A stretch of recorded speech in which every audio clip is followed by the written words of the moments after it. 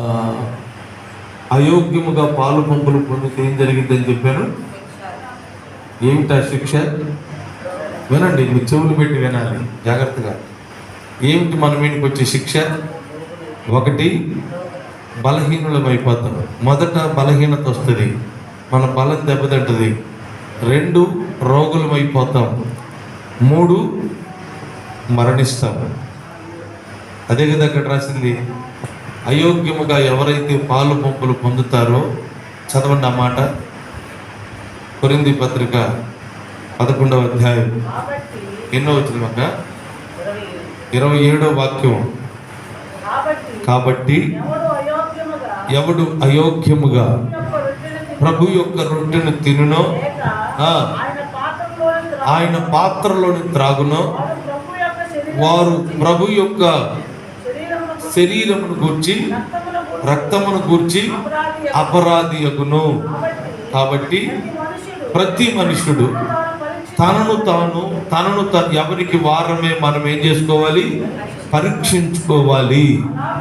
అలాగూ చేసి ఆ రొట్టెను తిని ఆ పాత్రలోని త్రాగినప్పుడు తిని త్రాగువాడు శిక్షావిధి కలుగుటకే ఈ పని చేస్తున్నాడు. అందువలనే అనేకులు బలహీనులను, మొదట బలహీనతలు వస్తాయి. రెండు, రోగులైపోతారు. మూడు, చాలా మంది నిద్రిస్తున్నారు, అంటే చచ్చిపోతున్నారని రాయబడింది. మన వాళ్ళు జోక్గా తీసుకుంటారు ఈ మాటని. మీరేమనుకోవద్దు, నేను మిమ్మల్ని ముఖం మీద కొట్టినట్టు ఒకవేళ చెప్తుండొచ్చేమో, మీకు కొంచెం కష్టంగా ఉండొచ్చేమో. నేను షో చేశాననుకోండి, ఆ దోషం నా మీద కూడా ఉంటుంది. ఉన్నది ఉన్నట్టుగా నేను చెప్పలేదనుకోండి, మిమ్మల్ని బాధ పెట్టాల్సి వస్తుందని నేను ఏదో మభ్య పెట్టాను అనుకోండి, రేపు మీరు శ్రమ పడతారు, నేను శ్రమ పడతాను. అందుకే చేతులు జోడించి నేను బతిమాలి మిమ్మల్ని కష్టపెట్టినా సరే, ఎందుకు నేను ఈ కష్టమైన మాటను ఎందుకు చెప్తున్నానంటే, మీరు బలహీనులు కానే కాకూడదు. ఆమె మీరు రోగస్తులుగా ఉండటానికి వీలు లేనే లేదు. మీరు ప్రాణం పోగొట్టుకున్నాక ఏంటి మన జీవితం చెప్పండి? యేసయ్య దగ్గరికి వచ్చింది ఎందుకు? ఆశీర్వాదాలు పొందడానికి వచ్చాము, చచ్చిపోవడానికి రాం కదా. ఆయన దగ్గరికి వచ్చి మనం జీవించాలి. ఆయన దగ్గరికి వచ్చిన మనం మన బ్రతుకుగా మారాలి. ఇవన్నీ జరగాలి అంటే మనం బలలో చేయి వేయాలి. ఎందుకంటే యేసుక్రీస్తు ఆయన ఆ తెల్లవారుజామున ఆయన పట్టుకుంటారు. ఆ రాత్రి రొట్టె విరిచే భోజనానికి కూర్చున్నప్పుడు ఒక రొట్టెను పట్టుకుని ఆ రొట్టెను కృతజ్ఞతాస్తుతులు చెల్లించి ప్రార్థన చేశాడు.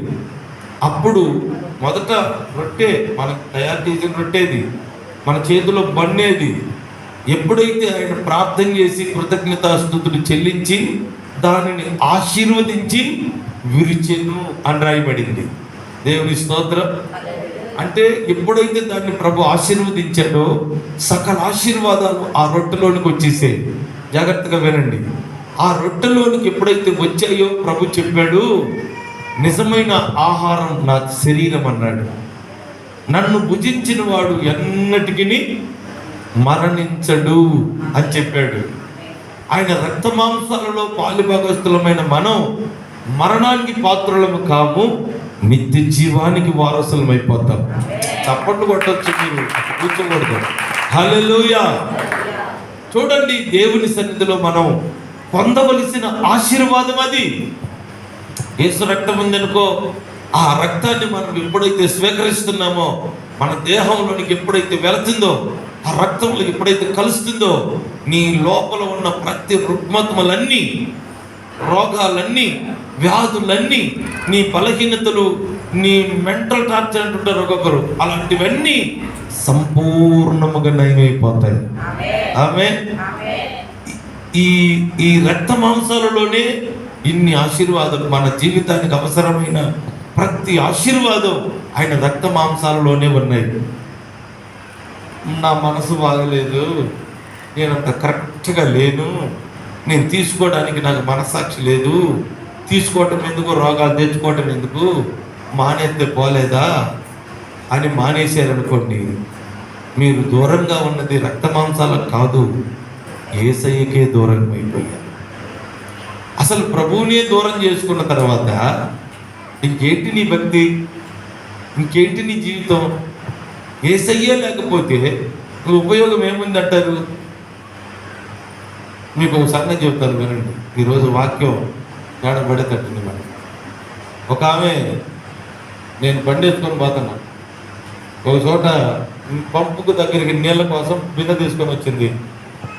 ఆమె ఉండాల్సిన బజార్ అది కాదు, వేరే బజార్లో వేరే చోట ఉండాలి. ఆమెను చూడగానే బండి ఆపి వందనాలు అక్క అన్న. వందనాలు అన్నయ్య అనింది.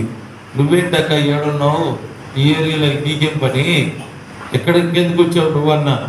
ఇక్కడ అన్నయ్య ఒక చిన్న ఇల్లు అద్దెకి తీసుకొని ఇక్కడే ఉంటున్నా అన్నయ్య అనింది. ఎందుకని ఇక్కడికి వచ్చావు, చిన్న ఇల్లు ఏంటి, నువ్వు పెద్ద ఇల్లు ఉంది కదా అంటే, మా ఇంటి దాకా రాన్నయ్య ప్రార్థన చేసుకోదు అని ఇంట్లోకి తీసుకెళ్ళింది. నన్ను కూర్చోబెట్టి ఇంక చరిత్ర చెప్తుంది. ఏమన్నా తెలుసా, 40 లక్షలు పెట్టి ఇల్లు కట్టింది. ఇల్లు మామూలుగా కట్టలేదు. ఆ రోజుల్లో 40 లక్షలు అంటే మామూలు సంగతి ఏం కాదు. 40 లక్షలు పెట్టి బ్రహ్మాండంగా ఇల్లు కట్టింది. ఇల్లు కట్టి ఇంట్లో చేరింది. మన వాళ్ళందరూ చేస్తారు కదా, పాలు పొంగించి, అదే ఆవును గేదెలు తిప్పుతారు కదా, లోపల తిప్పి 1, 2 వేయించి, దాంతో ఎవరో చెప్పారంట ఉప్పు కొండ నెత్తిన పెట్టుకొని తిరగాలంట. తిప్పి ఎవరు చెప్తే అన్నీ చేశారు, అన్నీ చేశారు. చేసి ఇంట్లో ప్రవేశించారు. గృహప్రవేశం చేసిన తర్వాత 6 రోజులు కూడా ఆ ఇంట్లో లేదు. వారం రోజులు కూడా ఇంట్లో వాళ్ళు కాపురం చేయలేదు. ఆ ఇంట్లో ప్రవేశించి మొదలుకొని ఒక్క రోజు కూడా వారు నిద్రపట్టలేదంట వాళ్ళకి. ఆ ఇంట్లో ఏంటో కళ్ళు మూసుకొని గల్ గల్ గల్ అనే సౌండ్ అంట. ఆ ఇంట్లో ఉన్న వాళ్ళందరికీ వినపడుతుంది. అది ఒకరికి కాదు, ఒక్కరికైతే భ్రమపడ్డ అనొచ్చు, ఇంట్లో ఉన్న అందరికీ ఇదే సౌండ్ వినిపిస్తుంది. ఒక్కొక్కరు ఉండలేకపోతున్నారు. అమ్మాయిని మంచినీళ్ళు తెమ్మన్నాం అనుకో, ఆ పిల్ల లోపలికి పోలేకపోతుంది. అట్లా నిద్ర కంటి మీద కునుకు, కన్ను మూస్తే గల్లుని సౌండ్ వినపడుతుంది. ఇంకా నిద్ర పోలేక, ఇంట్లో సరిగ్గా తినలేక, ఉండలేక, ఆ ఊర్లో పురోహితుడు ఉంటే, పురోహితుడు అంటే తెలుసు కదా, ఎవరు, వేపనాయన, ఆయన దగ్గరికి వెళ్ళారు. బ్రాహ్మణుడు తెలుసు కదా, వెళ్ళారు. మంచి రోజు చూసి ఆయన అడిగి, ఆయన ఏం చెప్తే ఎన్ని చేశారు. ఇప్పుడు మరలా ఆయన దగ్గరికి వెళ్ళారు. ఏంటంటే మీరు చెప్పినవన్నీ చేశాము, మరి చివరికి ఏంటి పరిస్థితి అయిపోయింది, మరి ఇంట్లో కన్ను ముద్దామన్న కంటికి నిద్ర పట్టట్లేదు, తిందామంటే వల్ల కావట్లేదు, ఆ ఇంట్లో మేము బతకలేకపోతున్నామండి అన్నారు. అప్పుడు ఆ పురోహితుడు ఏమన్నాడంటే, 6 నెలలు ఇంటికి తాళం వేయండి. ఎన్ని లక్షల బిల్డింగు గట్టి చెప్పండి. ఇంటికి తాళం వేయండి. ఎన్నాళ్ళు? 6 నెలలు. ఏ నరుడు అటు పోకూడదు. పొరపాటుకి ఈ 6 నెలల్లో మధ్యలోకి బావుకి తీసారా, మళ్ళీ 6 నెలలు పూసేయాల. అందుకని ఎవరు సగాలు కూడా పోకుండా కంపేసేశారు. మొత్తం ఇంటిని చుట్టూ కప్ప కొట్టేశారు, మూసేశారు. ఒక చిన్న ఇంటికి అద్దెకి వెళ్ళిపోయారు. ఆమె చెప్పి ఏడుస్తుంది. ఆ ఇండ్లు పునాదికి నన్ను పిలిచారు. అన్నయ్య మా ఇంటికి పునాది వేస్తున్నావు, నువ్వు వచ్చి ప్రార్థన చేయమన్నారు. పునాది అంటే ఎట్టెట్ వేస్తారమ్మా, వాక్యానుసారంగా ఉంటుందా, నీకేమన్నా కొన్ని కొత్త సిద్ధాంతాలు ఏమన్నాయా అని అడిగారు. ఆమె అనేది ముందే చెప్పింది, దేవుని దేవాల వాళ్ళ ఊరు పోకముందే చర్చికాడే చెప్పింది నాకు. ఏమని, 5 ముత్తైదులు రావాలి, 5 బిందెలు నీళ్ళు పోయాలన్నయ్య, 9 రకాల ధాన్యాలు వేయాలి, నవధాన్యాలు, ముక్కు బేసర వేయాలి, టెంకాయ మామూలుగా చేయలేదంట. ఆ మనింది ఎన్ని చెయ్యాలి, మా వాళ్ళు ఒప్పుకోరన్నయ్య చేయకపోతే అనింది. మీరు ఒప్పుకోకపోతే ఇప్పుడు అక్కడ పాస్టర్ గారు బ్రాహ్మణుడికి బదులు పాస్టరే ఉన్నది, అంత అదే. ఇంకా దానికి నేను ఎందుకులేమ్మా, నువ్వు వేసుకోపోతల్లి అని ఆమెకు దండం పెట్టి పంపించిన. సరే నువ్వు రాకపోతే నేను చేసేది ఏముంది అన్నయ్య, ఏది నన్ను బతికిస్తున్నట్టు, నువ్వు రాకపోతే నేను చేసేది ఏముంది అన్నయ్య అనింది. సరేలేమ్మా, 104 చేసుకోపో అన్న. మామూలుగా చేయలేదంట, తిరణాలు చేసింది. ఏది, పునాదికి నీళ్లు పోపించింది, బ్రహ్మాండంగా టెంకాయలు కొట్టించింది, నవధాన్యాలు లేపించింది. ఇక చేయాల్సిన కార్యక్రమాలు మొత్తం ఎవరు ఏ ఆచారం చెప్తే అన్నీ చేసేది దేవుని దయ వల్ల. ఇప్పుడు ఇల్లంతా కట్టబడింది, అంతా రంగులు వేయబడ్డాయి. వాళ్ళు పురోహితుడు చెప్పినట్టుగా అన్ని రకాలుగా పాలు పొంగించి చేశారు. ఇప్పుడు 6 రోజులు కూడా కాపురం చేయడానికి వీలు, వారం రోజులు కూడా ఆ ఇంట్లో లేదు. అంత భయంకరమైన పరిస్థితి. ఇప్పుడు చెప్పండి, ఇల్లు కట్టుకోవాలంటే తమ్మడమా? మన తెలుగు భాష కాదు. ఇల్లు కట్టుకోగానే కుదిరింది ఏమి లేదు. దాంట్లో మనం నివసించాలి. మనం దేవుని సన్నిధికి వస్తున్నాము అంటే మనం పొందుతున్నటువంటి రక్త మాంసాల ద్వారా మనం ఆరోగ్యం పొందుకోవాలి, ఆశీర్వాదాన్ని పొందుకోవాలి, మన జీవితాలు బాగుపడిపోవాలి. అదే ప్రభు చెప్పింది, నన్ను భుజించిన వాడు మరణించడు, నిత్య జీవానికి వారసుడైపోతాడు. దేవుని స్తోత్రం. కాబట్టి దేవుని సన్నిధిలో మనల్ని మనం పరీక్షించుకోవాలి, పరిశీలన చేసుకోవాలి. ఒక్కొక్కరికి ఉన్న చెడ్డ బుద్ధి చెబుతాను, వినండి. నాకెళ్ళి చూడండి, అందరు నాకెళ్ళి చూసి వినండి, హల్లెలూయా చెప్పండి. ఒక్కొక్కరు చేసే చెడ్డ బుద్ధి ఏంటంటే, మోకరించి బల్లారాధన తీసుకున్నప్పుడు పశ్చాత్తాపడతారు. ప్రభువా నన్ను క్షమించిన ఆయన, నేను పోహార పాపిన్న ఆయన, నాకు ఇక చెయ్యను ఆయన అంటారు. ఎంతసేపు బల్లారాధన తీసుకుందాకే. మళ్ళీ రేపు మామూలే, మాటలు మామూలే, చూపులు మామూలే, వ్యవహారాలు మామూలే, ఆలోచనలు క్రియలన్నీ మామూలే. దేవుడు అంటాడు, నిన్ను నువ్వు సరిచేసుకో, పరీక్షించుకో, శుద్ధీకరించుకొని బలలో చేయవేయమని ప్రభు చెప్తున్నాడు. ఎంతమంది శుద్ధీకరణ కోవడానికి వచ్చారు? 1, 2, 3 మరి మిగతా వాళ్ళ సంగతి ఏంటి? ఆలోచించండి. సరే, దేవుని సన్నిధిలో కూర్చున్నప్పుడైనా, బల్లారాధన తీసుకునేటప్పుడైనా ఒక మంచి తీర్మానం మనలోకి వచ్చిందా? దేవుణ్ణి ఏదో పంపి పెడదామని, నాయన ఇక్కడ నుంచి నమ్మకంగా ఉంటాను నాయన. ప్రతి నెల అంతే, ప్రతి నెల ఇదే ప్రార్థన. ఇక్కడ నుంచి నమ్మకంగా ప్రార్థన చేసుకుంటానయ్యా, చేయదు. ఇక్కడ నుంచి నమ్మకముగా దశభాగాన్ని ఇస్తామయ్యా, ఇవ్వదు. నమ్మకముగా భక్తి చేస్తాను, పాపమే చేయను ప్రభువా, మానదు. అంటే ఆయన ఏమైనా పిచ్చోడా? నీ వ్యవహారం నా వ్యవహారం ఆయన తెలీదా? అప్పటికప్పుడు చేసుకొని మళ్ళా ఆయన మోసగిద్దామనుకుంటే ఆయన మోసగాడా, మోసపోయేవాడా? మన అంతరంగం అంతా ఆయనకు తెలుసు. అందుకే అనాలోచన, అమాయకత్వ ప్రార్థనలు మానేయండి, మంచి తీర్మానం చేయండి.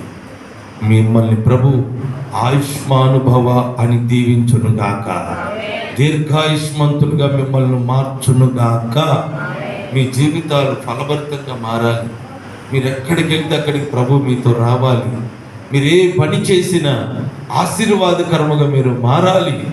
మీ జీవితాలు ఆయన ప్రొటెక్షన్లో, ప్రభు కాపుదలలో భద్రంగా ఉండాలి. ఆమేన్ చెప్పరే. హల్లెలూయా. ఆ ప్రొటెక్షన్, ఆ కంచె పోయిందనుకో, దుష్టుడు దొరబడిపోతాడు. దుష్టుడు మన ఇంట్లోకి వచ్చిన తర్వాత ఇంకా నువ్వు చేసేది ఏంటి? ఏడవడం, బాధపడడం, మొత్తుకోవటం తప్ప ఇంకా సంతోషం ఎక్కడ ఉంటుంది? అందుకే నా మాట వినండి. ఈ రోజున మీరు పనులు చేయబోతున్నారు మంచి మనస్సాక్షితో. చెప్పండి, దేంతో? ఇట్లానండి, మంచి మనస్సాక్షితో మీరు మంచి తీర్మానం చేసి పనులు చేయవేయండి. అదే ప్రభు అనింది.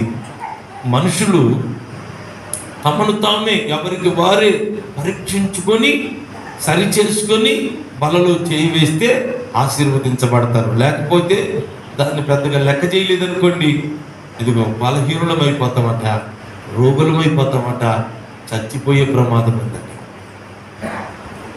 జాగ్రత్తగా పరీక్షించుకుంటే ఘనమైన ఆశీర్వాదాలు మనతో ఉంటాయి. దేవుని స్తోత్రం. ఇప్పుడు ఆశీర్వాదం ఎవరి చేతిలో ఉంది? మన చేతిలో ఉందా, పక్కన వాళ్ళ చేతిలో ఉందా? నా ప్రాణం చిలక అదేది, ఆయన పేరేంటి? మాయల్ పకీర్ ప్రాణం చిలకలో ఉందంట. 7 సంవత్సరాలు అవుతల. ఇప్పుడు మీ ప్రాణం ఎవరి చేతిలో ఉందా? మీ ఆశీర్వాదం పక్కన వాళ్ళ చేతిలో లేదు, మీ చేతిలోనే ఉంది. అది మీ మంచి తీర్మానములో మిళితమై ఉంది. దేవుని స్తోత్రం. గట్టిగా హల్లెలూయా చెప్పండి. సంతోషంగా చప్పట్లు కొట్టండి ఒకసారి. హల్లెలూయా.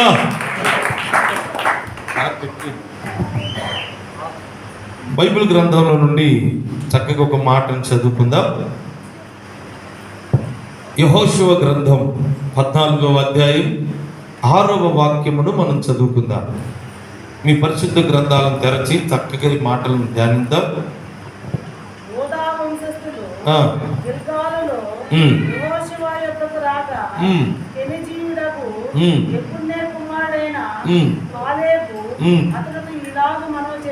కాలేబు అతనితో ఇలాగు మనవి చేసెను. ఈ మాట జాగ్రత్తగా వినండి.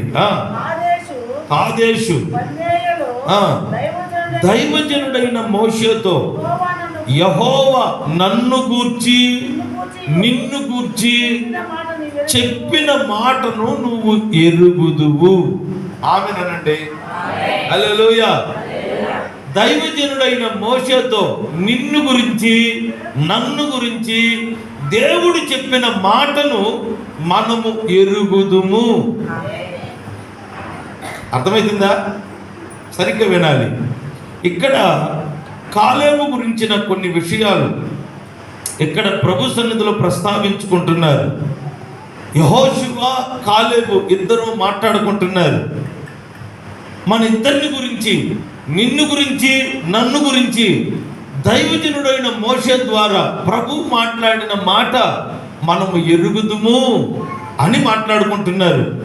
ఆ సందర్భం ఏమిటి అంటే, ఇప్పుడు దేవాది దేవుడు వాళ్ళ గురించి మాత్రమే కాదు, మన గురించి కూడా ప్రభు మాట్లాడే దేవుడు. ఆమెను చెప్పాలి. మీరందరూ లైవ్లోనే ఉండాలి. హల్లెలూయా. ఇప్పుడు మన గురించి దేవుడు చెప్పిన మాట ఏమిటో జాగ్రత్తగా మనం అర్థం చేసుకొని ఆ మాట ప్రకారం మనం నడుచుకునే వారం అవ్వాలి. ఇప్పుడు ఈ సందర్భం కాలేబు గురించి ప్రభు రాయించాడు. ఇప్పుడు ఈ కాలేబు చరిత్ర ఎలా ఉందో, మన చరిత్ర ఎలా మారుతుందో ఒక 2-3 విషయాలు త్వరగా చెప్తాను. అరగంట సమయం ఉంది. ఈ అరగంటలో ముగించుకొని మనం బలారాధనలోకి వెళ్ళాలి. చదువుదాం బైబిల్లో నుండి. యెహోషువ కాలేబులతో ఏమన్నాడో చదువుకుందాం. ద్వితీయోపదేశకాండం 1వ అధ్యాయం 36వ వాక్యమును చదువుకుందాం. ద్వితీయోపదేశకాండం 1వ అధ్యాయం 36వ వాక్యం. కాలేబు తప్ప ఎవరును ఆ దేశమును చూడడు. ఆ దేశం అంటే ఏ దేశం? పాలు తేనెలు ప్రవహించే కానాను దేశం. ఆమెనండి. ఎవరెవరట? కాలేబు తప్ప మరి ఎవడును ఆ దేశమును చూడరు. అతడు పూర్ణ మనసుతో యెహోవాను అనుసరించెను గనుక అతడు దానిని చూచును. అతడు అడుగుపెట్టిన దేశమున అతనికిని అతని సంతానమునకును నేను ఇచ్చేదనని ఆమె చెప్పండి. ప్రమాణము చేస్తున్నాడు ప్రభు. దేవుని స్తోత్రం. 3 విషయాలు ప్రభు చెప్పాడు కాలేబును గురించి. కాలేబు తప్ప ఎవడును ఆ దేశమును చూడడు అన్నాడు. ఎందుకని ప్రభువా అని అంటే, కాలేబు దేవుని మనసు, కాలేబు పూర్ణ మనసుతో యెహోవాను అనుసరించేవాడట. అందుకని ప్రభు చెప్తున్నాడు, నువ్వు అడుగు పెట్టి సంచరిస్తున్న ఆ దేశమును నీకు నీ సంతానమునకు నేను ఇవ్వబోతూ ఉన్నాను. దేవుని స్తోత్రం చెప్పండి. ఇప్పుడు ఈ కాలేబు విషయమై దేవుడు ఒక మంచి నిర్ణయాన్ని దేవుడు నిర్ణయించుకున్నాడు. ఏమిటి ప్రభు అంటే, కాలేబుకున్న 3 మంచి లక్షణాలు. ఒకటి, దేవుణ్ణి పూర్ణ మనసుతో అనుసరించేవాడు. అందరూ చెప్పాలి, కాలేబుకున్న మంచి గుణం ఏంటి? ఎంత సరళంగా చెప్పారబ్బా, అది గట్టిగా చెప్పండి. పూర్ణ మనసుతో దేవునిని అనుసరించేవాడు. చెప్పండి ఇప్పుడు మరలా. సంతోషం. 2, ఆయన ఆ రాజ్యమును, దేవుడు సిద్ధపరిచినటువంటి ఆ రాజ్యమును కన్నులారా చూసేవాడంట. చెప్పండి, ఎవరు? మీరు ఎప్పుడైనా చూసారా పరలోక రాజ్యాన్ని? ఫోటోలో చూసుంటారు, క్యాలెండర్లో బొమ్మలు చూసుంటారు, అంతే కదా. విశ్వాసపు నేత్రాలతో మనం చూడాలి. ఆమేన్. మనం ఏ దేశం వెళ్తున్నామో, ఏ రాజ్యంలో అడుగు పెడుతున్నామో, మనం ఏ దేశంలో మన జీవితాన్ని ప్రభు నిలపాలని కోరుకుంటున్నాడో ఆ దేశమునట మనము కన్నులారా చూసే వ్యక్తులం అవ్వాలట. కాలేబు అంటే ఎందుకు దేవునికి ఇష్టం, ఎందుకు కాలేబు గురించి ఇంత మంచి సాక్ష్యం చెప్తున్నాడు? కాలేబు పూర్ణ మనసుతో నన్ను అనుసరించి నడిచేవాడు కాబట్టి ఆయన ఆ రాజ్యమును పాలు తేనెలు ప్రవహించే దేశాన్ని కాలేబు ఒక్కటే చూస్తాడు అని చెప్పి అంత మాత్రమే కాదు, ఆయన నడిచి ఆ దేశం అంతా, ప్రాంతం అంతా తనకు, తన సంతానమునకు నేను ఇవ్వబోతూ ఉన్నాను. దేవుని స్తోత్రం.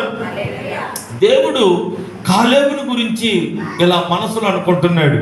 ఇప్పుడు నిన్ను గురించి, నన్ను గురించి ప్రభు ఏమనుకుంటున్నాడు ఒకసారి ఆలోచించండి. ఇప్పుడు మన గురించి కూడా గొప్ప గొప్ప ఆలోచనలు ప్రభు ఏమైనా చేస్తున్నాడు అంటారా?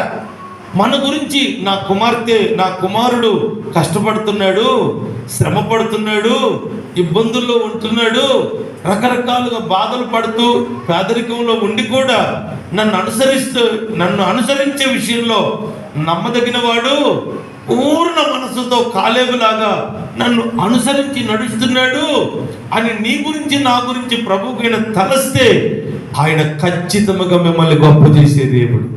దేవుని స్తోత్రం. ప్రభు మనల్ని సంఘంలో సంఘ పెద్దలకు ఉండాలనో, లేదా గొప్ప గొప్ప నాయకులుగా ఉండాలనో, ఇంకా ఏదైనా ఉన్నతమైన స్థితిలో ఉండాలనో అది కాదు ప్రభు కోరుకుంటుంది. ఏ వ్యక్తి అయితే ఆయన ఆ మార్గంలో పూర్ణ హృదయంతో నడిచే వారమై ఉండాలి. చెప్పండి గట్టిగాను, గట్టిగా చెప్పాలి. ఎట్ట నడవాలి? పూర్ణ మనసుతో నడిచే వారమై ఉండాలి. 2 చూసే వారమై ఉండాలి. 3 చేరే అనుభవం ప్రభు మనకిచ్చును గాక. ఈ దృష్టి మనలో ఉండాలట. నువ్వు ఏ పనన్నా చేయి, ఏ ఉద్యోగం అన్నా చేయి, నువ్వు దేవుని సన్నిధిలో నీ దృష్టి, నీ ఆలోచన, నీ మనసంతా ఇదిగో ఈ 3 అనుభవాలు కలిగి ఉండాలి. 1 నువ్వు చూసే వ్యక్తి అయి ఉండాలి. 2 చేరే అనుభవం నీకు కావాలి. 3 ఆయనను అనుసరించే వ్యక్తిగాను కనబడాలి. చెప్పండి. 1 చూడాలి, 2 చేరాలి, 3 ఆయన అనుసరించాలి. ఇప్పుడు అనుసరించే వ్యక్తులకే ఈ ఆశీర్వాదాలు ప్రభు ఇస్తాడు. నువ్వు సరిగ్గా ఆయన అనుసరించలేదనుకోండి, దేవుని సన్నిధిలో దైవాశీర్వాదాలు మనం పొందలేము. ఏదో ఆదివారం రమ్మన్నారండి అందుకు చర్చికి వచ్చానంటాం. చర్చికి రావడం ముఖ్యం కాదు, వచ్చిన నీవు ఆయన చెప్పే వాక్యం వింటున్నావా? వాక్యం వినటం మాత్రమే కాదు, ఆ వాక్యాన్ని అనుసరించి నడుచుకోగలుగుతున్నావా? ఇది కావాలి. చాలామంది చూడండి, ప్రార్థనకు వస్తారు, ఆరాధనకు వస్తారు, పాటలు అయిపోయిందాకా అనాలోచన, ఏం పాటలు, ఏమో పొద్దుగులు పాటలే అనుకుంటున్నారు. అంటే కొంతమంది పాటలు ఇష్టం ఉండదు, కొంతమంది సాక్ష్యాలు ఇష్టం ఉండదు, కొంతమందికి ఆరాధన ఇష్టం ఉండదు. ఎంతసేపు నిలబెడతాడు, ఎంతసేపు కొట్టిస్తాడు చప్పట్లు, ఎంతసేపు పాడిస్తాడు, పాడండి పాడండి ఎంతసేపు. అలా ఒక్కొక్కరికి ఒక్కొక్క దాని మీద ఇంట్రెస్ట్ ఉండదు. కానీ ప్రభు అంటాడు, దేవుడు అడుగు జాడల్లో, దేవుడు నిన్ను నడిపిస్తున్న విధములో నువ్వు పూర్ణ మనసుతో అనుసరించే వ్యక్తి అవ్వాలి. అనుసరించడం మానకూడదు, చిరాకు పడకూడదు, అనాలోచనగా ఉండకూడదు. కొంతమంది చూడండి, పాటలు అయిపోయినా బాధంగా అనుకుంటారు. ఇప్పుడు దూరాభారం నుంచి వచ్చేవారు ఒకవేళ అందుకోలేకపోయారనుకో, ప్రభుకు ఆ మనసు తెలుసు కాబట్టి ఖచ్చితంగా ఆశీర్వదిస్తాడు. దేవుని స్తోత్రం. అది ఇంట్లో ఉండి పాటలు అయిపోయినా వాదనలు అబ్బా ఏముంది కానీ అనుకున్నారనుకో, అదేం మనసు అంటారు? ఆలోచించండి, ఆయన ఆశీర్వదించే మనసేనా? అందుకని మన మనస్సును బట్టి, మన నడిపింపును బట్టి మనకు దైవాశీర్వాదాలు దొరుకుతూ ఉంటాయి. దేవుని స్తోత్రం.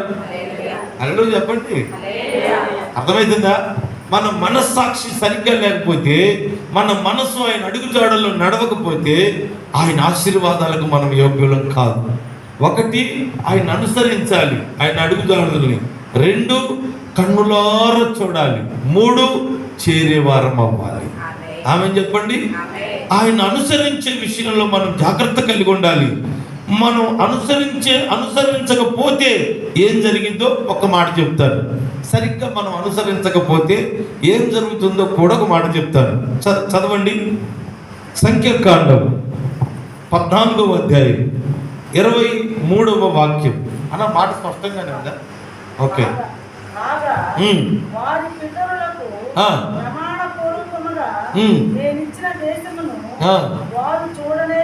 అదిగో ఒకరిని అన్నాడు, ఒక బ్యాచ్ని, వీళ్ళున్నారు, నేను ఒక దేశం ఇచ్చాను, వారి వ్యవహారం వారి పరిస్థితి చూస్తుంటే ప్రభు చెప్తున్నాడు జీవితంలో వారు ఆ దేశాన్ని చూడను కూడా చూడలేరు అన్నాడు. కాలేబు గురించి ఏమన్నాడు? ఈయన ఒక్కడే చూడటానికి అర్హుడు అన్నాడు. ఆమె చెప్పండి. అర్హత ఎవరికి ఉందంటే కాలేబుకు ఉంది. ఎందుకని? అనుసరించేవాడు దేవుణ్ణి. వీళ్ళ గురించి ప్రభు అంటున్నాడు, వీళ్ళలో ఒక్కడు కూడా ఆ దేశాన్ని చూడలేడు అన్నాడు. చదువక్క. ఎందుకని అంటే ఆయన చెప్తున్నాడు, నన్ను అలక్ష్యము చేసిన ఎవరును దానిని చూడరు అన్నాడు. దేవుని స్తోత్రం చెప్పరండి. హల్లెలూయా. ఇప్పుడు దేవుణ్ణి ఎవరైతే అలక్ష్యం చేస్తారో ఎవ్వరు దేవుని రాజ్యాన్ని చూడరంట.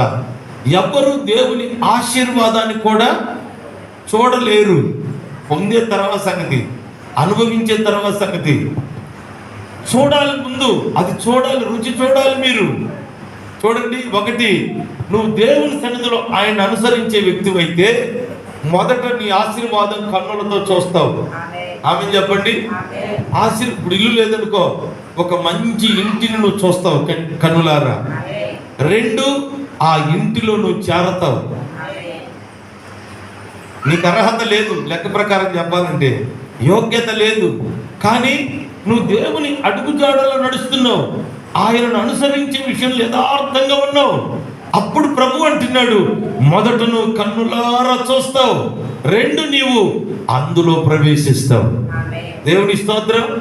ఇప్పుడు దేవుని సన్నిధికి వస్తున్న నీవు మొదట దైవాశీర్వాదం నువ్వు కన్నులారా చూచుదువుగాక. రెండు, ఆ ఆశీర్వాదాన్ని మనసారా అనుభవించుదురుగాక. ఈ రెండు కార్యాలు జరగాలి అంటే మనం ఏం చేయాలి? అది కదా మనం మీరు చెప్తే కదా మీకు గుర్తుండేది. ఏమన్నా ఆయన నువ్వే చెబుతుంటే మేము వింటుంటామంటే ఏం ఉపయోగం లేదు, అనవసరం. నా గొంతు పోతుంది వరకు. వీళ్ళు సరిగ్గా బెటరు, మీరు సరిగ్గా. ఇప్పుడు నా పరిస్థితి ఏంటి మధ్యలో? హల్లెలూయానండి. నా మాట అర్థమవుతుందా? సరిగ్గా అర్థమవుతుందా? ప్రభు మిమ్మల్ని దీవించునుగాక. నా తపనంతా ఏంటంటే ఎట్టకు తిప్పి టైం కాజేసుకొని వెళ్ళిపోదామని కాదు, మీరు ఆశీర్వదించబడాలి. ఈరోజు శ్రమలతో వచ్చావు, ఈరోజు కష్టాలతో వచ్చావు.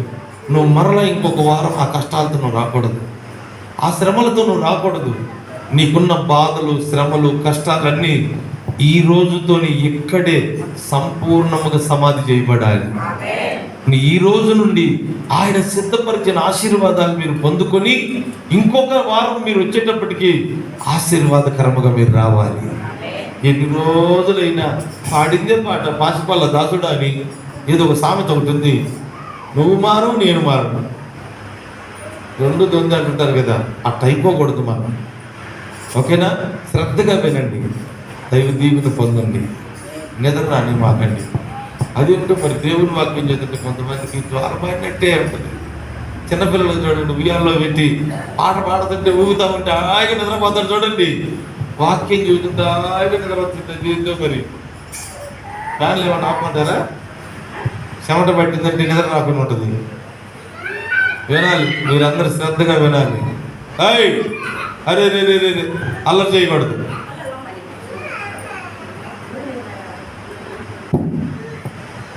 ఓకే, ఇక శ్రద్ధగా వినాలి. దేవుని స్తోత్రం చెప్పండి ఒకసారి, గట్టిగా చెప్పండి. హల్లెలూయా. ఇప్పుడు దేవాది దేవుడు చెప్తున్న మాట ఏంటంటే, ఎవరైతే నన్ను నిర్లక్ష్యం చేస్తారో, ఎవరైతే నన్ను అలక్ష్యం చేస్తారో వారెవ్వరూ ఆశీర్వాదాన్ని చూడరు, వారెవ్వరూ ఆశీర్వాదాన్ని అనుభవించలేరు అని ప్రభు చెప్తున్నాడు. అంటే ఒకప్పుడు మనం ఎంతో భక్తి చేసాం, ఒకప్పుడు ఎంతో ప్రార్థన చేసాం, ఒకప్పుడు ఒకప్పుడు ఒకప్పుడు అంటాం, మరి ఇప్పుడు ఏమైంది? నిర్లక్ష్యం. ఒకప్పుడు బాగానే బ్రతికావు, ఒకప్పుడు బాగానే ఆశీర్వదించబడ్డావు, ఒకప్పుడు బాగానే వృద్ధి పొందావు. ఇప్పుడేమైంది? ఆగిపోయింది ఆశీర్వాదం. ఎందుకని? నిర్లక్ష్యం. చెప్పండి, ఏంటిది అది? గట్టిగా చెప్పాలి. నిర్లక్ష్యం. అది పోవాలి. ఒకప్పుడు నువ్వు చేసిన భక్తి, ఒకప్పుడు నువ్వు చేసిన ప్రార్థన, ఒకప్పుడు నువ్వు చేసిన ఉపవాసాలు, ఒకప్పుడు నువ్వు దేవునితో ఉన్న సహవాసం, ఒకప్పుడు నీ భక్తి ఒకప్పటికన్నా ఇప్పుడు మెరుగు చేయబడాలే కానీ ఒకప్పుడు బాగా చేసి ఇప్పుడు నువ్వు నిర్లక్ష్యం చేయకూడదు. ఇప్పుడు నువ్వు దేవునికి దూరం అవ్వకూడదు. అలా చేయడం వలన ప్రభు అంటున్నాడు, ఒకప్పుడు బాగానే ఉన్నారు, ఇప్పుడే ఏమీ బాగోలేరు, నిర్లక్ష్యంగా ఉన్నారు, అందుకే చూడలేరు, పొందలేరు అంటారు. ఇప్పుడు చుట్టాలు వచ్చారనుకోండి మన ఇంటికి, ఆ వచ్చిన చుట్టాలని బాగా పరామర్శించామనుకో, చక్కగా రిసీవ్ చేసుకొని కూర్చోండి అని బంధువులకి మంచినీళ్ళు ఇచ్చి చక్కగా భోజనం చేసి పెట్టి ఎంతో ప్రేమగా నేను పలకరించామనుకో, మరలా వచ్చే సంవత్సరమైన రాబుద్ది అవుద్ది. అవునా కాదా? అదే ఒక సంవత్సరం బాగా చూసి మళ్ళా ఒక సంవత్సరం చుట్టాలు ఇంటికి వస్తే వాళ్ళకి సరిగ్గా పట్టినట్టు ఫోన్లో మాట్లాడుకుంటా కూర్చుంటారులే వాళ్ళే, తాగుతారులే వాళ్ళే అని పట్టినట్టున్నావు అనుకో, ఇంకొకసారి వస్తారు మీ ఇంటికి చుట్టాలు, మాట్లాడరేంటి? హల్లెలూయా. పొరపాటు ఉండదు. ప్రభువు కూడా అంతే. నువ్వు సరిగ్గా ప్రభువును పట్టించుకోకపోతే, నువ్వు ప్రభువును సరిగ్గా ఆరాధించకపోతే, ప్రార్థించకపోతే, సరిగ్గా నువ్వు భక్తి చేయకపోతే, ఆయన నువ్వు ఎప్పుడైతే నిర్లక్ష్యం చేస్తావో దైవాశీర్వాదం చూడలేవట, దైవ దీవెన పొందుకోలేవట. అందుకే ఈ రోజున ప్రభువు మాట్లాడుతున్నాడు, మీ చుట్టాలను నిర్లక్ష్యం చేస్తేనే మరలా రాబుద్ది కాదే. మనల్ని ఎవరైనా మనం వాళ్ళ ఇంటికి వెళ్ళినప్పుడు వాళ్ళు సరిగ్గా మనల్ని పట్టించుకోకపోతే, ఏంది దానింటికి వెళ్ళేది, వాడింటికి వెళ్ళేది ఏంది అంటామా లేదా? వాళ్ళ మగం కూడా చూడకూడదు అంటాం మనమైతే. కానీ అలాగే ప్రభువు కూడా అంటే మన పరిస్థితి ఏంటి ఆలోచించండి. అందుకని మన భక్తి సరిగ్గా ఉండాలి, మన జీవితం ఆశీర్వాదకరంగా మారాలి. భక్తిలో, ఆత్మీయతలో, ప్రార్థనలో నిర్లక్ష్యం ఉండకూడదు. గట్టి చెప్పట్లా, ఏముండకూడదు చెప్పాలి. నిర్లక్ష్యం అనేది ఉండకూడదు. బైబిల్లో రాసింది, కొంతమంది దేవుడిని తెలుసు, దేవుణ్ణి దేవునిగా గణపరచలేదంట, అందుకు వారు వ్యర్థులైపోయారు అని రాసింది. దేవుని దేవునిగా మహిమపరచలేదట, బలిపీఠం మీద సరిగ్గా బలి అర్పించలేదట. ఇక బైబిల్లో చాలా విషయాలు ఉన్నాయి. ఆయన నిర్లక్ష్యం చేసిన వారందరికీ దీవెనకు బదులు శాపాలే వచ్చేసాయంట, నష్టాలే వచ్చాయంట, కరువులు వచ్చాయంట, కష్టాలు వచ్చాయంట. ఈ కష్టాలకు, కరువులకు, నష్టాలకు కారణం ఏంటంటే దేవుని నిర్లక్ష్యం చేస్తున్న ప్రజలు. ఎంత బాధాకరమైన విషయం. ఎవరైతే నన్ను నిర్లక్ష్యం చేస్తారో వారు ఆ రాజ్యాన్ని చూడరు, ఆ దీవెన చూడరు, ఆ దీవెన పొందరు అంటున్నాడు. ఇంకొక మాట చదవండి, ఇర్మియా గ్రంథం 2వ అధ్యాయం 31వ వాక్యం. ఇర్మియా గ్రంథం 2వ అధ్యాయం 31 చదవండి.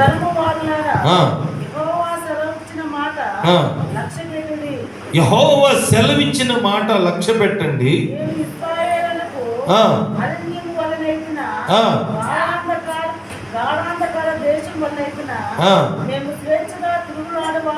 మేము స్వేచ్ఛగా తిరుగులాడు వారమైతిమా. వాళ్ళు ఎలాంటి వాళ్ళు అయ్యారంట? స్వేచ్ఛగా తిరుగులాడు వారమైతిమి, ఇకను నీ యొద్దకు రామని. చూసారా, ఒకప్పుడు దేవుడు మేలు చేసిన కొంతకాలం హాయిగా అనుభవించారు. ఇప్పుడు దేవుని మేము తిరుగుబాటు చేశారంట. మేము ప్రార్థనలకు రాము, కోటాలకు రాము, ఉపవాసాలకు రాము రాము రాము చదువు ఆ మాట. కన్నిక తన ఆభరణాలను మరుస్తుందా? నా ప్రజలు అరే లెక్క లేనన్ని సార్లు నన్ను మరచి ఉన్నారు. ఎంత బాధపడుతున్నాడు చూడండి. నా ప్రజలు లెక్కలేనన్ని సార్లు నన్ను మరచిపోయారు.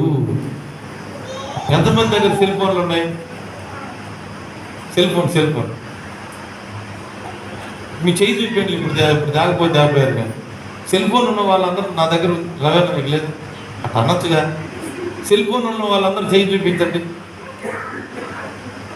నాకు అర్థం కాదు ఏంటంటే, ఇప్పుడైనా మర్చిపోయారా? కొంతమంది దిండు కింద పెట్టుకొని కళ్ళు నిద్ర లేవగానే ముందు ఏంటిది ఎదిగేది? బైబిల్ కాదు, ఏంటిది? ఇదే కదా. ముందు దీన్ని చూడాలి. ఈ ఫేస్బుక్ ఇంకోటి ఏదో ఉంది కదా, వాట్సాప్, ఇట్లాంటివి చూడాలా. అర్జెంటుగా చూస్తేనే మనశ్శాంతిగా ఉంటుంది. ఆలోచించండి. ప్రభువు చూడండి ఎంత బాధపడుతున్నాడో. ఒకప్పుడు మీరు ఒకసారి చదువు, ఒక మరలా 31 నుంచి గట్టిగా చదువు. యెహోవా సెలవిచ్చు మాట లక్ష్యపెట్టుడి. నేను ఇశ్రాయేలునకు అరణ్యము వలెనైతిన, గాఢాంధకార దేశము వలెనైతిన, మేము స్వేచ్ఛగా తిరుగులాడు. చూసారా, మేము స్వేచ్ఛగా తిరుగువారు. వాళ్ళు కోరుకుంటుంది ఏంటంటే, మాకు దేవుడితో పని లేదు, జీవుడితో పని లేదు, మేము స్వేచ్ఛగా బ్రతకాల. ఇకను నీ యొద్దకు మేము రామని. చూసారా, ప్రభువుతో చెప్తున్నారట, మేము ప్రార్థనలకు రాం, ఉపవాసం చేయం, అన్ని నిర్లక్ష్యంగా మాట్లాడుతున్నారు. ఇప్పుడు ప్రభు బాధపడుతున్నాడు. అనేక సార్లు నా ప్రజలు నన్ను మరచిపోయారు. మన నిర్లక్ష్యమే మన శాపానికి కారణం. గుర్తుపెట్టుకోండి. నిర్లక్ష్యంగా ఎప్పుడు దేవుడి దగ్గర పనికిరాదు. చురుకుగా ఉండడం దేవుని సన్నిధిలో గొప్ప భాగ్యం అని రాయబడింది. దేవుని దగ్గర మీరు చురుగ్గా ఉండాలా, నిర్లక్ష్యంగా ఉండకూడదు. దేవుని దగ్గర మీరు హుషారుగా ఉండాలా, పరిగెత్తుకుంటూ ప్రార్థనకు రావాలా, పరిగెత్తుకుంటూ పరిచర్య చేయాలా.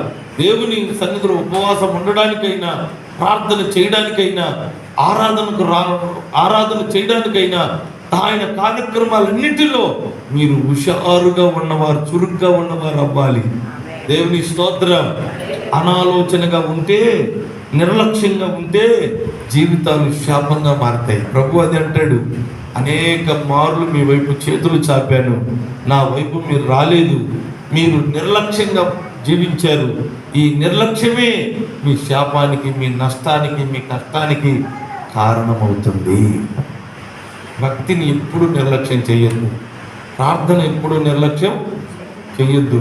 ఇంకొకటి, దేవునికి ఇచ్చే విషయంలో కూడా నిర్లక్ష్యం అనే మాట ఉండకూడదు. నిర్లక్ష్యమే జీవితాన్ని నాశనం చేస్తుంది. ఇప్పుడు సమయానికి మనం పత్యం చేసామనుకోండి, ఆరోగ్యం బాగుపడిందా లేదా? దాన్ని ఎట్టొక దిట్లో మనం వదిలేసామనుకోండి, పరిస్థితి ఏంటి? మొన్న ఒక అన్నని తాగి లివర్ పాడైపోయింది. హాస్పిటల్కి తీసుకెళ్ళారు. సీరియస్ కేసు అండి, క్రిటికల్ కేసు ఇది. వీళ్ళు బ్రతకడం అనేది రేరుగా బ్రతుకుతారు, ఇలాంటి వాళ్ళు బ్రతకడం కష్టం అన్నారు. అంటే లివర్ పూర్తిగా డ్యామేజ్ అయిపోయింది, కిడ్నీ ఫెయిల్యూర్ అవుతుంది. అలాంటి పరిస్థితుల మధ్యలో హాస్పిటల్లో చేర్చారు. వాళ్ళ తల్లిదండ్రి, వాళ్ళ ఆవిడ చర్చికి వస్తారు. వాళ్ళు ఒక నాటి ఏడుపు కాదు, ప్రభు సన్నిధిలో ప్రార్థన చేశాం, దేవుడు చచ్చిపోతాడన్న వ్యక్తిని మరలా తిరిగి బ్రతికించాడు. దేవుని స్తోత్రం. దేవుడు అద్భుతంగా వ్యక్తిని బ్రతికించి ఇంటికి తీసుకొచ్చిన తర్వాత నాతో చెప్పిన మాటలు ఏంటంటే, ఇక ఎన్నటికీ ఆ సారాయి ముఖమే చూడండి అన్నాడు నాతో. అస్సలు ఇంకెప్పుడు ముట్టుకోనన్నయ్యా, దాని ముఖం కూడా చూడనన్నయ్యా, ఇక దాని జోలికి కూడా పోనన్నయ్యా అన్నాడు. కొంచెం ఒక నెలే వ్యాపించాడు. కొంచెం ఆరోగ్యం లైన్లో పడింది, మందులు మింగాడు కదా, ప్రభు స్వస్థపరిచాడు కదా, లైన్లో పడ్డాడు. నంతే మళ్ళీ ఫ్రెండ్స్తో కలిసి మళ్ళీ తాగుతాను అన్నాడు. ఇంకా ఆ మనిషి బ్రతుకుతాడా? ఈసారి దేవుడు పట్టించుకుంటాడా? మీరు చెప్పండి. అలా నిర్లక్ష్యమే, భక్తి విషయంలో మనం చేసే నిర్లక్ష్యం మన జీవితాన్ని భంగం చేస్తుంది. అందుకే నేను బతిమాలి చెప్తాను, దేవుని విషయంలో ఎప్పుడు నిర్లక్ష్యం పనికి రానే రాదు. అది మనకు ఉపయోగం లేదు. నిర్లక్ష్యం అనేది వద్దు. హుషారుగా దేవుని చురుకుదనం కలిగి ప్రతి విషయంలో జాగ్రత్త కలిగి ఉండండి. ప్రభు మిమ్మల్ని దీవించును గాక. యెహోషువ గ్రంథం 14వ అధ్యాయం 7వ వాక్యం చదువుతాం. ఒక్క మాట చదవండి, త్వరగా ముగిస్తారు, కరిగిపోతుంది. దేశమును వేగుచూచుటకు యెహోవా సేవకుడైన మోషే కాదేషు బర్నేయలో నుండి నన్ను మోషే అనే దైవజనుడు నన్ను పంపినప్పుడు నేను 40 ఏండ్ల వాడను, ఎవరికి నీ భయపడక చూచినది చూచినట్టే. ఆమె చెప్పండి. చూడండి, ఈ కాలేబు చెప్తున్న మరొక సాక్ష్యం చూడండి. దైవజనుడు నన్ను పంపించాడు దేనికోసం? వేగు చూడడానికి. నన్ను పంపినప్పుడు నేను 40 ఏళ్ల వయసు కలిగిన వాడిని. నేను ఏదైతే చూశానో అదే తీసుకొని వచ్చి దైవజనుడికి చెప్పాను. అబద్ధాలు చెప్పలేదు, మోసాలు చెప్పలేదు, నేను అన్యాయం చేయలేదు, మభ్యపెట్టలేదు. 10 మంది ఒక మార్గంలో వెళ్ళారు, 2 ఇంకొక మార్గంలో వెళ్ళారు. ఇప్పుడు వీళ్ళిద్దరిలో ఒకరైనటువంటి కాలేబు చెప్తున్నాడు, ఆ దేశం ఇలా ఆశీర్వాదకరమైంది, అందుకే ప్రభు మనకిస్తానన్నాడని చెప్పాడు. ఉన్నట్టే చెప్పాడు. ఇప్పుడు దేవుడు కోరుకుంటుంది ఏమిటి మనకు అంటే, మనం ఏమాత్రమైన సన్నిధిలో ఆయన మార్గంలో మనం ఆయన అనుసరిస్తూ నడుస్తున్నప్పుడు ఏమాత్రం మనం తప్పిదాలు చెయ్యకూడదు. ప్రభు సన్నిధిలో చెప్పండి, ఏం చేయకూడదు? నిర్లక్ష్యం అనేది ఎంత ప్రమాదమో ప్రభు చెప్తున్నాడు. ఇక మీరు నన్ను అనేక సార్లు పోయారు కనుక నా ఆశీర్వాదాలు మీకు దక్కవు అని చెప్పాడు. ఆ అధ్యాయం మీరు చదువుకుంటే ఇప్పుడు ప్రభు అంటున్నాడు, మీరు దైవజనుడికి తిరిగి వచ్చి చెప్పినప్పుడు యథార్థముగా ఉన్నది ఉన్నట్టుగానే మనము చెప్పేవారిగా మారుదుముగాక.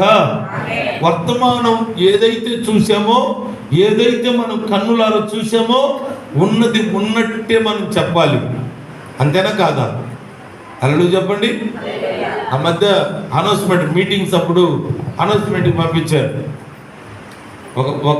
ఒక టీం వాళ్ళు ఏం చేశారంటే, ఈ వాల్ పోస్టులు కనిపించకుండా బ్రిడ్జి కింద పడేశారు. వాళ్ళు నాకు వచ్చి ఏం చెప్పారు, రాత్రి అంతా కష్టపడి అన్నయ్య కనిపించామన్నారు.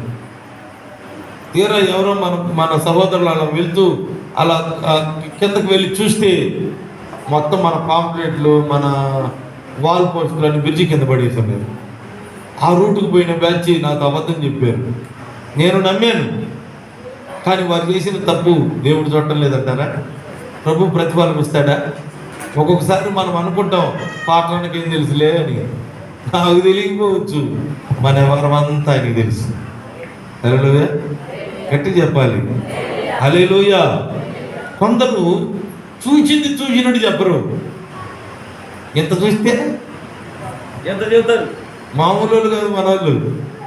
చూసింది ఒకటి, విన్నదేమో ఇంతే. ఇక దాన్ని పెద్ద చేసి ఆశ్చర్యంగా ఎవరో చెప్తే విన్నారనుకో, ఇప్పుడు చూసినట్టే నమ్మించేస్తారు పక్క మనిషిని. ఎంత టాలెంట్ చూడండి, మామూలు టాలెంట్ కాదండి. ఇలాంటివన్నీ దేవునికి అస్సలు ఇష్టం ఉండవు. దేవుని స్తోత్రం. ఏది చూసామో, ఏది మనం విన్నామో దాన్ని మనం కరెక్ట్గా చెప్పేవారమై ఉండాలి. యోహాను అదే చెప్తున్నాడు. మొదటి పత్రిక 1వ అధ్యాయం 1వ వాక్యం చదువుతాం. యోహాను 1వ పత్రిక 1వ అధ్యాయం 1వ వచనం.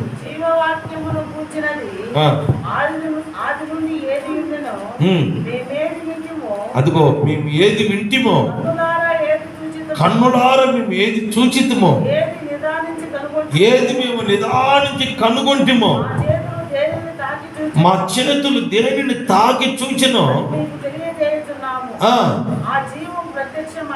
దేవుని స్తోత్రం చెప్పండి. ఆయన చెప్తున్న సాక్ష్యం చూడండి. మా చేతులు దేని ముట్టుకొని చూసామో, కన్నులారా నిదానించి దేన్నైతే మేము చూసామో, దేన్నైతే మేము విన్నామో దాన్నే మేము మీకు చెప్తున్నాము అన్నాడు. మనమైతే ఎంతంటే ఎంత చేద్దాం? ఎంతదే? ఎన్నదే? చిన్నదే. దాన్ని ఎంత పెద్ద చేద్దామో. ఒకరు షికారు అయి తిరిగింది తెలుసా మీకు? పుకారు షికారు అవుతుంది. అటు షికారులు చేయకూడదు మనం. హల్లెలూయా. ఉన్నది ఉన్నట్టుగా మాట్లాడాలి, చూస్తే చూసినట్టుగా మాట్లాడాలి, వింటే విన్నట్టుగానే ఇలా విన్నాను అని చెప్పాలి. కానీ నేను చూశానండి అన్నామనుకో, అదే డూప్లికేట్ ఎవరు, అట్లాంటి చేయకూడదు. హల్లెలూయా. కాబట్టి మనం దేవుని సన్నిధిలో ఏది విన్నామో ఏది చూసామో అదే మనం చేయాలి. 12 మంది ఉన్నారు. ఈ 12 మందిలో 10 మంది మరి ఏం చూశారో ఏం కథో వాళ్ళు వచ్చి ఈ జనానికి ఏం చెప్పారంటే, మనం వాళ్ళ దృష్టికి మనం మిడతల్లాగా ఉన్నాము, వాళ్ళేమో ఉన్నత దేహులు, ఇంతంత పెద్ద బాడీలు, శరీరాలు ఇంతంత పెద్దవి, వాళ్ళ దగ్గర నేను చూసుకుంటే నేను మిడతలాగా ఉన్నాను, కాళ్ళ కింద వేసిన నల్లిని రాకినట్టు రాకేస్తారు, ఈ మనం ఆ దేశం పోయేది మన వల్ల అయ్యే పని కాదన్నారు. ఈ 10 మంది చెప్పిన మాటకి ఇశ్రాయేల్ ప్రజలంతా కృంగిపోయారు. ఇదేంటప్ప, దేవుడు మనల్ని తీసుకొచ్చింది మంచి దేశం ఇస్తానన్నాడు కదా, మరి ఆడదాకా తీసుకొచ్చి మరి ఇప్పుడు వేగు చుట్టాన్ని పంపిస్తే మన వల్ల కాదని చెప్తున్నారే వీళ్ళు, ఏం చేద్దాం, ఇప్పుడు వెనక్కి వెళ్ళలేము, ముందుకెళ్తే వాళ్ళు చంపేస్తారంటున్నారు, నల్లిని రాకినట్టు రాకుతారట, వాళ్ళ దృష్టికి మేము మిడతల్లాగా ఉన్నామని చెప్తున్నారు వీళ్ళు. చూడండి ఏం చూశారో ఏం చేశారో. వీళ్ళిద్దరు మాత్రం, కాలేబు యెహోషువలు మాత్రం ఉన్నది ఉన్నట్టుగా చెప్తున్నారు. దేవుని స్తోత్రం. ఒక్కొక్క గెల 4 వేసి మోస్తున్నారంటండి, ద్రాక్ష గెల కావిడి తెచ్చుకొని ఒక్కొక్క పెద్ద గెల 2 వేసి 4 వేసి మోసుకుంటూ పోతున్నారంట. అంత పెద్ద గెలలు కాసే పొలం రాది. అక్కడ తోటలు బ్రహ్మాండంగా ఉన్నాయి, పంటలు బ్రహ్మాండంగా పండుతున్నాయి, ఆ రాజ్యం పాలు తేనెలు ప్రవహించే దేశం. అందుకే ఈ భూమి మీద అంత మంచి రాజ్యాన్ని ఆయన ప్రజలమైన మనకి ఇవ్వాలని ఆశపడి మనల్ని తీసుకొచ్చాడు. మనం ఈజీగా వెళ్ళగలం. వాళ్ళు పెద్ద దేహం కలిగిన వాళ్ళంట కదా, వాళ్ళెంత, వాళ్ళ బ్రతికెంత. మన దేవుడు మన పక్షంగా ఉన్నాడు. వాళ్ళకి ఎవడున్నాడు? వాళ్ళని చూసి మన భయపడడం ఏంటి? చూడండి, ఏది విశ్వాసపు నేత్రాలతో చూశారో అదే చెప్పగలుగుతున్నారు. ఏది కన్నులతో వారు చూశారో, ఏ ఫ్రూట్స్ అయితే వారు తిన్నారో, ఏదైతే వారు గమనించారో అక్కడ అదే తీసుకొచ్చి నిజంగా చెప్తున్నారు. అప్పుడు వీళ్ళు కృంగిపోయిన ఈ 10 మంది చెప్పిన మాటలని ముందొచ్చి చెప్పారు. 10 మంది మాటలని కృంగిపోయారు. ఎప్పుడైతే కృంగిపోయి ఉన్నారో వీళ్ళిద్దరూ వచ్చి ఆ ఫ్రూట్స్, ఆ గెలలు వీరికి చూపించి వాటిని తినిపించి అక్కడ జరిగిన పరిస్థితులను చెప్పి వీరిని ధైర్యపరిచిన తర్వాత సమూహం అంతా బయలుదేరడం మొదలుపెట్టారు. దేవునికి స్తోత్రం కలుగును గాక. ఈ రోజున మనకు అప్పగించిన పని విషయంలో మనకి ఏదైనా ఒక పని అప్పగించారనుకో, నమ్మకముగా మనం చేసేవారం అయి ఉండాలి. దేవుని దృష్టికి యథార్థముగా కనబడాలి. నిర్లక్ష్యం చేసేవారం అవ్వకూడదు. దేవుని స్తోత్రం చెప్పండి. మన చర్చిలో కొంతమంది ఊడవడానికి, కొంతమంది బాత్రూమ్లు కడగడానికి, కొంతమంది వంట చేయడానికి, ఇలా పరిచారకులు కొంతమంది ఒక 50 మంది దాకా ఏర్పరచబడ్డారు. ఒక 4-5 టీముల్లాగా ఉండి పని చేస్తారు, పరిచర్య చేస్తారు.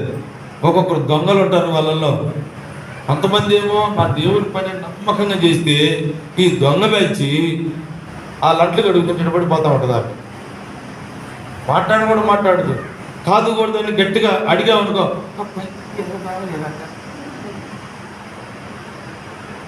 ఇలాంటి దొంగల్ని దేవుడు ఆశీర్వదిస్తాడా? ఆలోచించి మనం చేసే ప్రతి పరిచర్య, మనం చేసే భక్తి, మనం ఇచ్చే కానుక, మనం చేసే ఉపవాసం, ఇవేమైనా సరే దేవుని దృష్టికి యథార్థంగా కనబడాలి. వీటిని ఎప్పుడు కూడా నిర్లక్ష్యం చేయకూడదు. నిర్లక్ష్యం చేస్తే నష్టపోయేది మనమే. అందుకే ఈ నిర్లక్ష్యం అనే మాట మనకు వినబడకూడదు, దేవునికి వినబడకూడదు.